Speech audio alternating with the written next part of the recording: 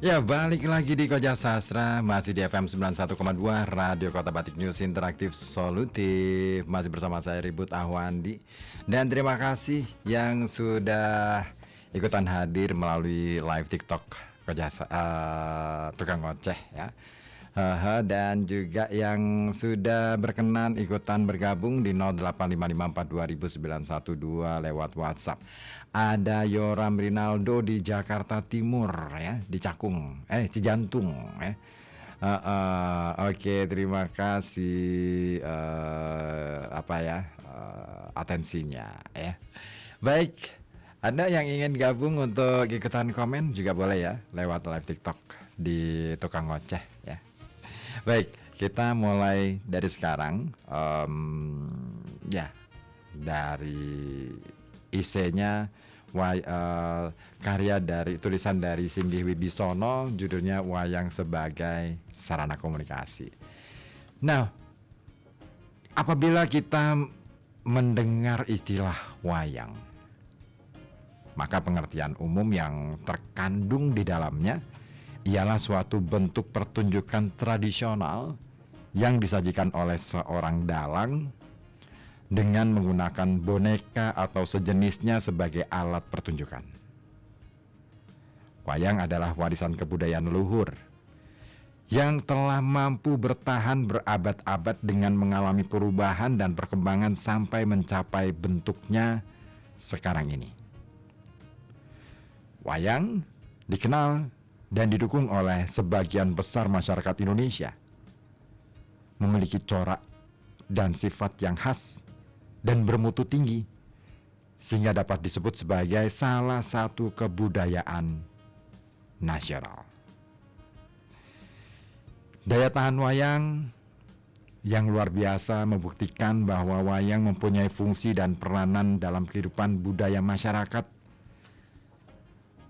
Fungsi dan peranan wayang ini sejak terciptanya dan sepanjang perjalanan hidupnya tidaklah tetap dan bergantung pada kebutuhan, tuntutan, serta penggarapan masyarakat pendukungnya. Juga pada dewasa ini, setelah wayang berhasil mempertahankan kelangsungan hidupnya, fungsi dan perannya setidak-tidaknya telah mengalami pergeseran bila dibandingkan dengan zaman-zaman sebelumnya. Bila manakah wayang akan mengalami kepunahan sehingga tidak berfungsi lagi, kiranya sukar diramalkan. Tulisan ini dimaksudkan untuk mencoba menguraikan fungsi dan peranan wayang dalam masyarakat Indonesia pada umumnya dan dalam masyarakat Jawa pada khususnya. Ciri yang tidak berubah sejak dahulu sampai sekarang ialah bahwa wayang memiliki sifat multidimensional. Pertunjukan wayang dengan kemahiran sang dalang dapat menyajikan berbagai macam pengetahuan, filsafat hidup yang berupa nilai-nilai budaya dan berbagai unsur seni yang terpadu dalam seni pedalangan.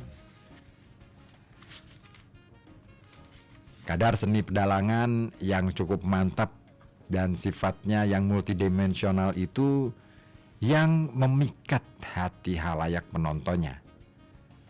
Dunia pewayangan dapat ikut serta mendewasakan masyarakat berupa pembekalan konsepsi-konsepsi yang mudah dirasakan dan diresapkan sehingga orang-orang mampu menghadapi persoalan hidup yang beraneka ragam. Filsafat pewayangan membuat para pendukungnya merenungkan hakikat-hakikat hidup, asal dan tujuan hidup, hubungan gaib antara dirinya dengan Tuhan, serta kedudukan manusia dalam alam semesta yang gumelar itu. Seni pewayangan memberikan santapan rohani yang senikmat-nikmatnya, memberikan kesegaran jiwa, dan meningkatkan kesadaran budi penggemarnya. Dunia pewayangan adalah hasanah budaya dan merupakan sumber yang tak ada habis-habisnya bagi yang mau menggalinya. menyerap sari-sarinya, kemudian menghayatinya dalam rangka pembentukan pribadinya. Dunia pewayangan juga telah sejak beberapa abad yang lalu menarik perhatian para cendekiawan sebagai objek studi menurut disiplin ilmunya masing-masing. Namun, masalah dan misteri yang terkandung di dalamnya masih belum juga ada habis-habisnya untuk diteliti dan dibahas. Lebih-lebih, wayang sebagai suatu unsur kebudayaan masih terus berproses menempuh jalan perkembangannya, sedangkan masyarakat pendukungnya merupakan masalah tersendiri yang tidak kurang rumitnya untuk ditelaah. Nah, dari sini kita bisa mengolah ya bahwa ternyata kalau dari Issenya Singgih Wibisono ini kita bisa menyerap bahwa wayang sejak dulu sudah ada dan berabad-abad umurnya, dan kenapa wayang bisa sampai bertahan hingga sampai saat ini. Sekalipun ya ada nih anggapan yang kekhawatiran-kekhawatiran yang muncul di kemudian ya belakangan itu muncul, gimana kalau misalkan wayang itu punah karena regenerasinya misalnya atau yang lainnya. Tapi jangan khawatir, saya kira hal ini masih sangat relevan. Faktanya, kalaupun anak-anak kita ya sudah nggak berminat belajar wayang, ternyata di luar negeri rame juga belajar tentang wayang. Nah, jangan dikira bahwa hal itu membuat apakah budaya sudah bergeser.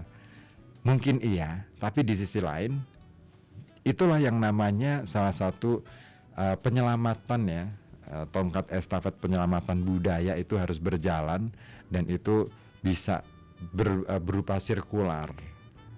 Nah, iya, sebagai katakanlah yang merasa menjadi pemilik wayang, mestinya kita prihatin kenapa di luar sana banyak yang minat dan di sini kok adem-adem baik gitu ya. Nah, itu memang perlu kita ini, tapi kita nggak perlu khawatir soal itu, karena pada akhirnya nanti juga akan kembali lagi gitu semangat itu untuk mempelajarinya. Toh pada kenyataannya banyak studi tentang wayang luar biasa banyak. Kalau Anda suka membaca atau berburu artikel, berburu jurnal, bahkan jurnal internasional, itu banyak yang mengulik tentang kisah-kisah wayang, terutama yang ada di Indonesia, di Nusantara ini. Nah, sebagai pertunjukan yang multidimensional, wayang dapat dikatakan memiliki fungsi komunikatif. Tiap perubahan yang terjadi pada diri manusia, baik perubahan itu berupa penambahan pengetahuan ataupun berupa perkembangan sikap mental, apabila unsur yang menyebabkan perubahan itu datang dari luar, maka penerimaan unsur tersebut pasti melewati proses komunikasi. Demikian pula wayang sebagai pertunjukan yang memikat hati para penontonnya. Pasti ada unsur-unsur yang turut mengembangkan pengetahuan atau sikap mental penonton, betapapun kecilnya unsur-unsur tersebut. Nah, dalam tulisan ini pun akan dicoba untuk mengemukakan apakah wayang ini dapat merupakan sarana komunikasi bagi masyarakat. Apabila dapat, maka sejauh manakah efektivitasnya dalam masa perkembangan dewasa ini? Dan kami menyadari bahwa tulisan ini akan sangat kurang memadai selama tidak didukung oleh data-data sebagai hasil studi tentang efek-efek komunikasi yang dialami oleh para penonton wayang. Tetapi patut disadari pula bahwa meneliti efek-efek komunikasi itu bukanlah pekerjaan yang mudah. Kiranya sulit untuk memastikan apakah perubahan sikap mental seseorang itu disebabkan oleh pengaruh pertunjukan wayang ataukah oleh faktor-faktor lain dalam lingkungan hidupnya yang banyak ragamnya. Ya, kalau kita baca tulisan ini ya di bagian ini betapa ya memang sangat susah untuk bisa menyimpulkan bahwa seberapa jauh em, wayang memberi pengaruh kepada perubahan-perubahan yang terjadi pada diri manusia, diri terutama para penontonnya. Karena memang apalagi di era sekarang ya sangat kompleks. Tapi disitulah kerendahan hati Singgi Wibisono luar biasa mengakui itu bahwa tidak mudah untuk mengerjakan itu, tapi tidak ada salahnya untuk dicoba. Nah, itulah sikap bijaksana dari seorang akademisi yang saya kira juga patut kita renungkan lagi. Nah, saya tunggu atensi Anda, baik melalui saluran WA di 0855420912 maupun melalui WhatsApp. Ke WhatsApp sih, live TikTok di live TikTok saya di Tukang Ngoceh. Ya, ditunggu dari Anda. Baik, satu musik puisi lagi. Kali ini dibawakan oleh Intuisi Musik Puisi. Dari puisinya, nah ini sahabat saya, Pak Bambang Eka. Gimana kabarnya ya di Magelang beliau? Nah, puisinya, di negeri kaya raya kita punya apa? Masih akan saya lanjutkan Koja Sastra sampai pukul 9 malam nanti, sambil nunggu atensi dari Anda. Satu dulu deh, satu musikalisasi puisi dulu untuk Anda di malam hari ini di Koja Sastra.